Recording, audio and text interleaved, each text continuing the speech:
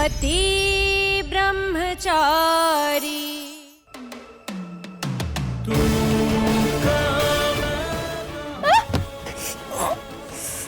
क्या कर रहे हो तुम? मैंने कहा ना मुझे तुम्हारा कोई एहसान नहीं चाहिए। चोट खुली छोड़ दे तो घाव गहरा हो सकता है, इसलिए। हर चोट मरहम लगाने से नहीं भरती, और इस चोट को खुला रखना वैसे भी बहुत जरूरी है ताकि ये कभी ना भरे।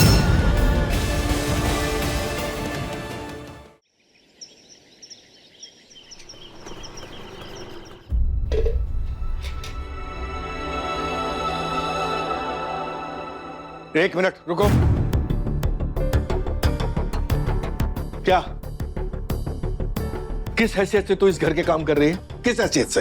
पापा जी वो मैं देखो, हम इज्जतदार लोग हैं, मेहमान को घर के कामों में हाथ बटाने की इजाजत नहीं देते।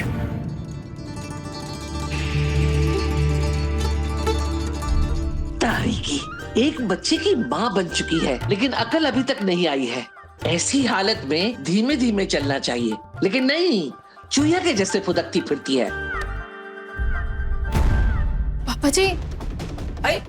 देवर जी, ये क्या कर रहे हैं? क्या हुआ? अच्छा एक बात बताइए भाभी, हमारे घर में मेहमान का क्या दर्जा है? मेहमान भगवान समान होता है, ये भी कोई पूछने की बात है देवर जी? अगर कल को मेरा कोई मेहमान इस घर में आए तो क्या तब भी आप उससे झाड़ू पोछा, बर्तन और ये जाला साफ करवाएंगे? अरे बाबा, माँ की बिहारी कैसी बातें कर रहे हैं? आपके मेहमान हमारे मेहमान, और उसे भी वही इज्जत मिलेगी जो आपको मिलती है। तो फिर मेरे इस मेहमान के हाथ में आपने ये झाड़ू कैसे पकड़ा दी?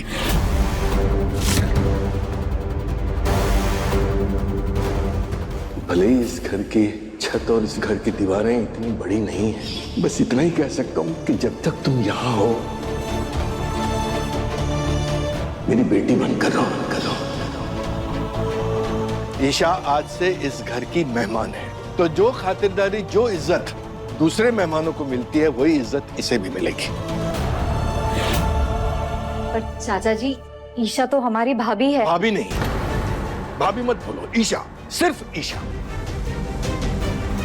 ईशा आज से ना तो इस घर की बहू है, ना भाभी, ना किसी की देवरानी, और ना ही किसी की पत्नी।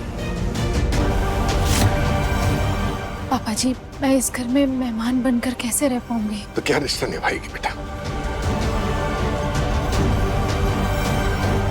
हर रिश्ते में तो ये तुझे फेल कर चुके हैं।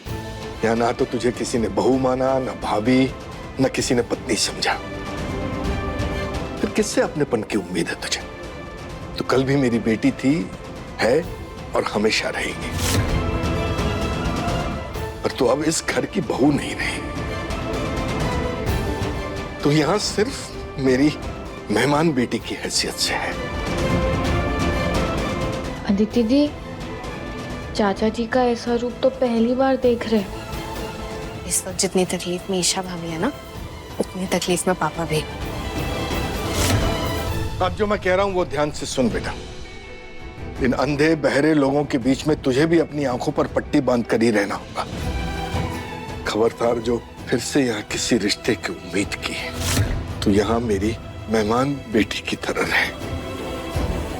और तुम तीनों की ड्यूटी है कि अगर ये खुद से भी किसी काम में मदद करने की कोशिश करे तो तुम इसे करने नहीं दोगे, क्योंकि यही हमारे संस्कार है। अब तुम तीनों वो सब काम करो जो ईशा करती थी।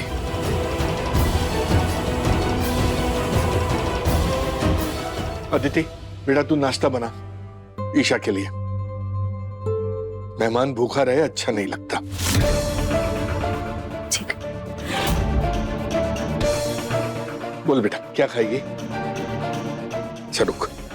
अदिति जी बेटा, एक काम कर, हींग वाली पूरियां और डुबकी वाले आलू की सब्जी बना दे। ठीक है। सूरज भैया, क्या ईशा भाभी सच में चली जाएंगी? आप कुछ करके उन्हें रोक नहीं सकते क्या? बैठ बैठ बैठ बैठ बैठ। पापा ने जो फैसला लिया है सही है।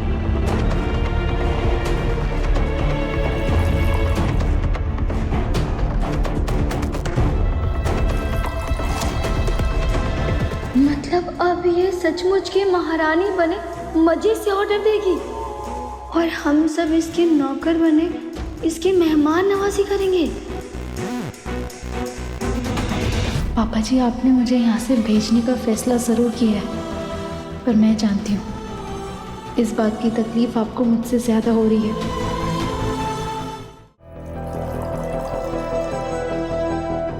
अब क्या पानी पी पी कर ही पेट भर लेगा? नाश्ते के लिए भी जगह छोड़ेगा कुछ? रुक, मैं लाती हूँ।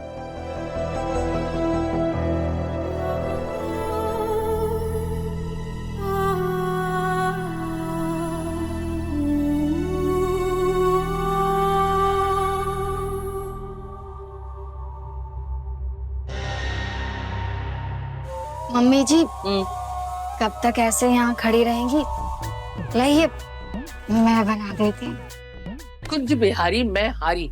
जब काम के लिए बोलती थी तो काम से मुंह छुपा के भागती थी, और अब काम नहीं करना है तो मम्मी जी मैं काम कर लूं?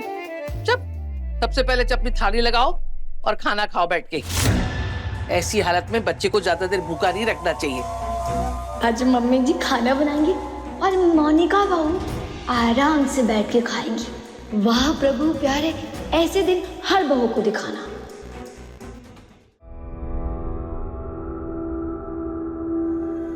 अरे उठ जा उठ जा, इधर बैठ के खा बेटा, आराम से।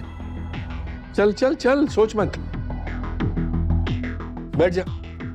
हाँ कुंजी बिहारी देख रही है अपने चाचा जी को? अपने बेटे को सूखी रोटी नहीं पूछते, बहू के लिए पूड़ियां तलवा रहे हैं। अगर बेटा लायक होता ना भाभी, तो मैं खुद इसके लिए खाना बनाता और खुद एक एक निवाला उसके मुंह में डालता। बन गया नाश्ता?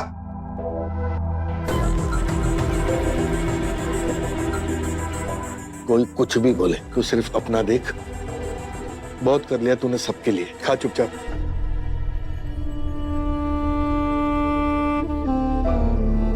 पापा जी, मुझे अच्छा नहीं लग रहा, घर के बड़े काम करे और मैं मजे से बैठकर खाऊं। नहीं। एक बात साफ साफ सुन ले, मैं बार बार नहीं कहूंगा। अगर तुझे मेरी बात माननी है तो ठीक है, वरना कह दे मुझसे कि मुझे यहीं रहना है।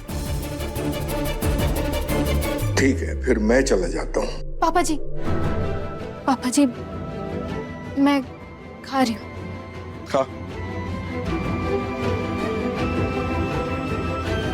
तू खा, मैं और पूरियां लेके आता। मैं ला देता हूँ। ताई माँ आप हटिए, मैं बना देता हूँ। खड़े खड़े आपके घुटनों में दर्द हो रहा होगा। कोई जरूरत नहीं है, मेरी बेटियां हैं मेरा हाथ बटाने के लिए। देख लिया, इनकी सोच कभी नहीं बदलेगी। तू चुपचाप खा, खाने के बाद जाके अपने कमरे में आराम कर।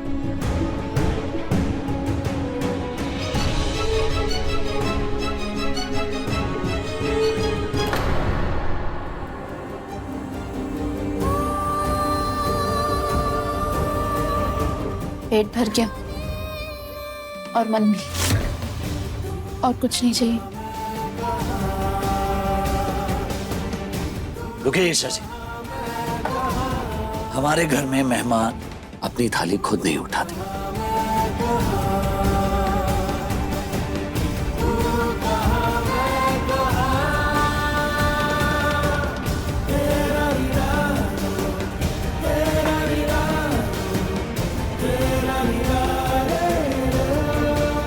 पति ब्रह्मचारी शाम 7 बजे दंगल टीवी पर।